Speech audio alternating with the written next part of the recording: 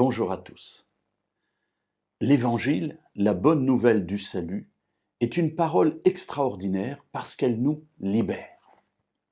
Alors bien sûr pour nous, en tout cas dans les pays occidentaux où nous vivons a priori libres, je n'entre pas dans tous les détails car nous avons beaucoup d'asservissements, mais c'est une autre histoire.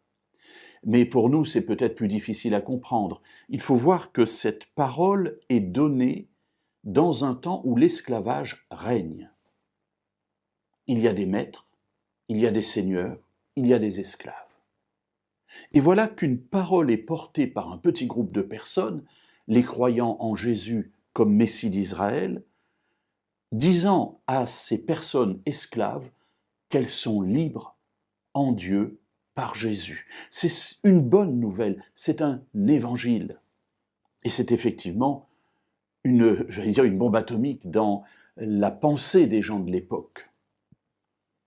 Dans la lettre aux Galates, au chapitre 5 et au verset 13, Paul dit « Frères, vous avez été appelés à la liberté. » Et c'est là quelque chose d'extraordinaire. C'est que Dieu nous promet la liberté. Alors je parlais de l'esclavage, mais je vous disais tout à l'heure qu'il y a beaucoup de sortes d'esclavage. Et oui, Dieu nous libère de tous ces esclavages. Parce qu'il nous fait renaître dans une vie différente, une vie où nous sommes libres par Jésus, qui est mort à notre place et qui nous a libérés du péché et de toutes les servitudes. Oui, nous sommes libres. Et c'est quelque chose d'extraordinaire, parce que nous pouvons regarder le monde dans lequel nous nous trouvons, de quelque endroit que ce soit, sans nous laisser asservir par ce que ce monde a à nous offrir.